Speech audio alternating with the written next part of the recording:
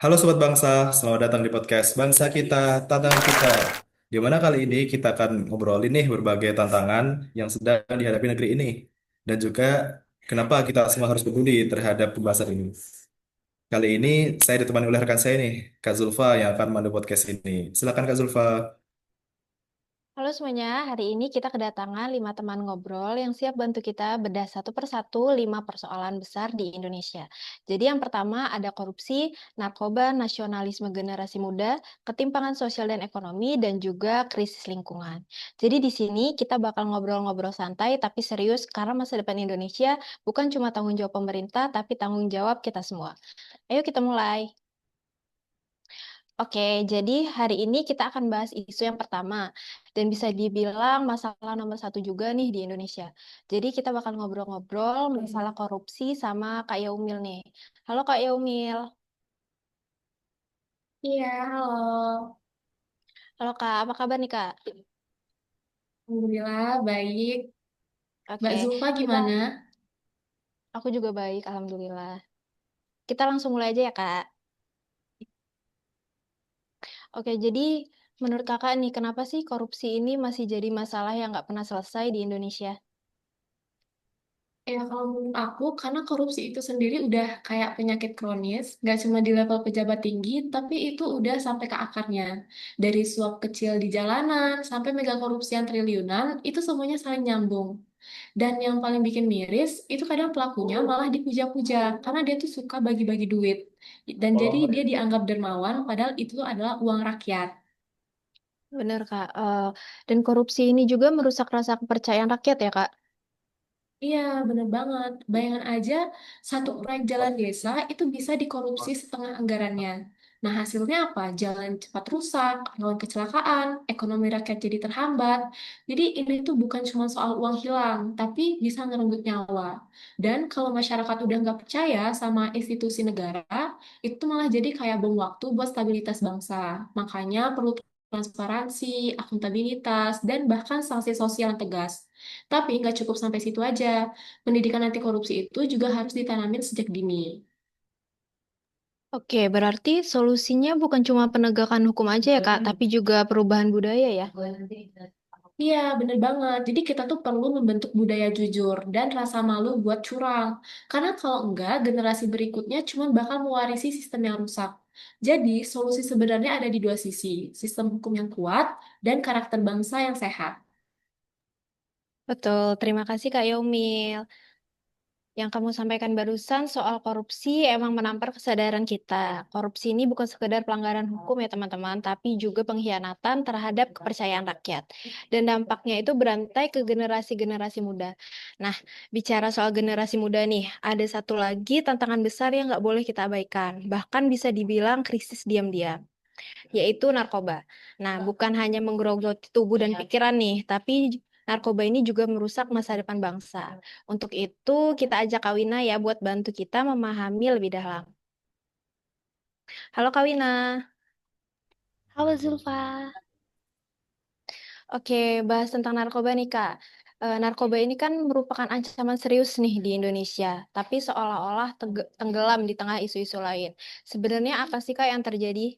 Oke, narkoba tuh kayak hantu diam-diam. Jadi dia tuh nggak selalu viral di media, tapi korbannya tuh banyak banget, bahkan terus bertambah. Nah, kadang kita tuh baru sadar ketika ada kasus-kasus besar nih atau artis yang terseret terkena kasus narkoba. Padahal di lapangan itu banyak sekali anak-anak sekolah, baik SMP, SMA yang sudah menjadi korban. Nah, itulah yang bikin ngeri karena berarti narkoba itu udah masuk nih sampai ke lingkungan yang seharusnya masih polos. Nah, yang lebih parahnya lagi, jaringan peredarannya itu rapi dan seringkali bukan sekedar soal pengguna.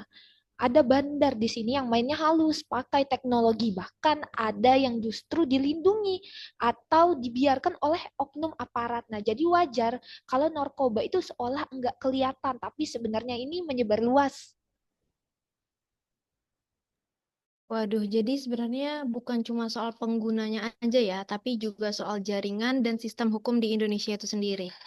Iya, betul banget nih, Zulfa. Jadi memang kita itu perlu pendekatan yang komprehensif. Pengguna itu sebenarnya korban, jadi jangan hanya dihukum, tapi kita tuh harus merehabilitasi supaya bisa pulih dan kembali ke masyarakat. Sementara itu, yang harus ditindak keras itu adalah para bandar dan jaringan besarnya. Nah, jangan sampai yang ditangkap ini cuma ikan-ikan kecil, sementara yang besarnya itu masih bebas bergerak. Benar banget, Kak. Tapi untuk peran keluarga dan lingkungan itu berarti sangat penting ya, Kak? Benar, itu adalah hal yang paling penting keluarga itu. Jangan cuma nyalain korban. Edukasi dari rumah itu adalah tempat sekolah pertama. Dan komunitas itu juga kunci. Kalau kita diam aja, kita itu ikut membiarkan generasi kita itu hancur. Benar banget, Kak. Makasih ya, Kak Wina.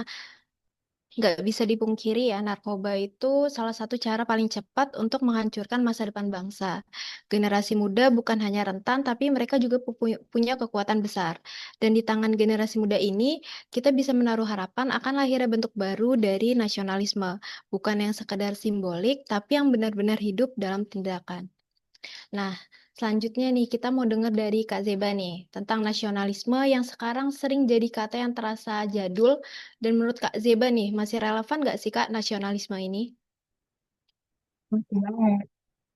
Tapi bentuknya udah berubah. Generasi sekarang bukan hanya nasionalis lewat simbol, tapi lewat aksi juga. Kayak dukungan UMKM lokal, kampanye sosial, dan aktif kritis kebijakan publik. Tapi sering dianggap kurang nasionalis karena nggak ikut upacara atau hafal lagu wajib. Berarti ada gap persepsi ya Kak antara generasi tua dan juga generasi muda saat ini. Iya, kita perlu meredefinisikan nasionalisme. Bukan cuma cinta tanah air secara simbolik, tapi juga memperjuangkan keadilan, lingkungan, dan hak asasi. Generasi muda itu peduli asal dikasih ruang dan kepercayaan.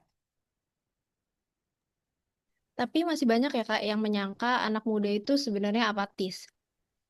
Karena kita kadang dianggap terlalu berisik dan terlalu liberal, padahal kita cuma mau didengar. Kalau negara memberi ruang, kami siap terlibat. Cinta negeri itu bukan berarti diam, tapi justru bicara saat ada yang salah. Oke, terima kasih atas pendapatnya Kak Zeba. Jadi memang betul ya Sama Kak cinta Zuma. itu bukan berarti diam, tapi dapat menyampaikan suara kita saat sesuatu terjadi, tidak dengan semestinya. Nah, oke, sekarang selanjutnya bakal aku serahin ke Kak Zudi selaku moderator selanjutnya. Oke, terima kasih Kak Zulfa. Ini masih bicara nih tentang ketimpangan nasionalisme. Sekarang kita beralih ke pendapat dari Kak Zahra nih. Ketimpangan nasionalisme seringkali luput dari sorotan tuh, padahal sangat mempengaruhi rasa kebangsaan. Gimana Kak Zahra tentang hal itu ya? Bener banget nih Kak Zuhdi, pasti berkaitan sama nasionalisme nih. Banyak orang yang bicara nasionalisme tapi lupa kalau orang lapar itu susah mencari negara. Ketimpangan itu benar-benar adanya nyata. Kota besar terus tumbuh, tapi di desa orang tua tuh masih mikir setiap harinya. Uang yang dia pegang sekarang itu bakal untuk makan atau bayar sekolah anak. Betul, betul, betul. Dan sepertinya ini tuh bukan cuma soal angka aja ya Kak? Benar, bukan cuma soal angka aja, tapi soal keadilan. Kalau akses pendidikan, kesehatan, dan pekerjaan itu cuma bisa dinikmati orang-orang tertentu aja, let's say kita bilang orang-orang yang punya privilege, maka jurang sosial tuh makin lebar. Bisa jadi bom waktu ujungnya. Perpecahan itu bukan cuma soal agama dan politik, tapi juga bisa jadi soal ekonomi. Oke, oke, betul banget tuh Kak. Terima kasih Kak Zulfa atas pendapatnya. Memang betul, rasa keadilan itu sebagai fondasi bangsa. Dan tanpa itu tuh nasionalisme akan berdetak ya.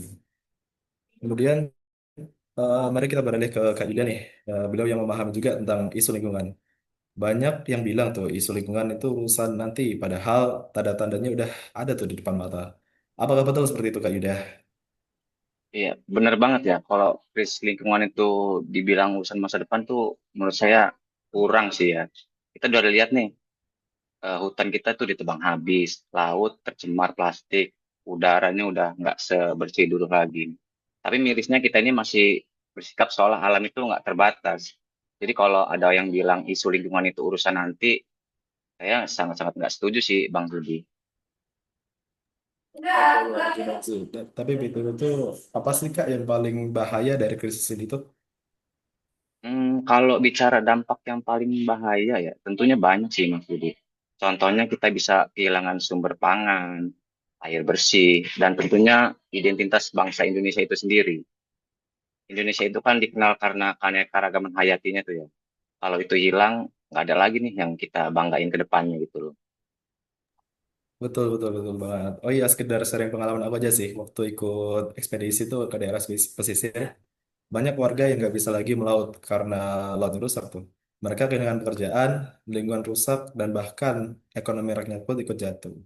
Gitu kan. Nah, makanya nih, penting nih kita untuk sadar kalau ngejaga lingkungan itu bukan cuma sekedar gaya hidup mewah, tapi bagian dari cinta kita terhadap tanah air. Dan itu bisa dimulai dari diri kita sendiri kok. Contohnya, buang sampah pada tempatnya, kurangi limbah plastik, dan berani protes nih kalau ada proyek-proyek yang merusak lingkungan sekitar kita. Gitu, Mas Zudi. Oke, terima kasih Kak Yuda. Selanjutnya Kak Zulfa, saya silakan. Oke, setelah semua tantangan yang kita bahas tadi nih ya Kak Zudi, eh, dari korupsi, narkoba, nasionalisme, ketimpangan sosial ekonomi, dan juga krisis lingkungan, sebenarnya apakah masih ada sih harapan buat bangsa Indonesia ini? Pastinya sih ada Kak, tapi harapan tuh butuh aksi nyata ya. Bangsa ini bisa bangkit kalau setiap warganya sadar peran tuh. Nggak harus jadi aktivitas atau pejabat. Cukup mulai dari hal kecil tuh bisa jadi pengubah hidupnya, tapi asalkan konsisten. Dan yang paling penting, jangan cuek apa yang lagi terjadi di sekeliling kita gitu Kak.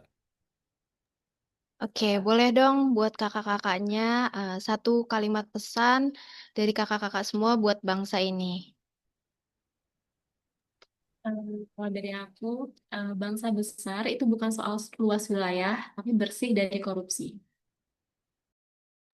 Kalau dari aku, selamatkan generasi lawan narkoba.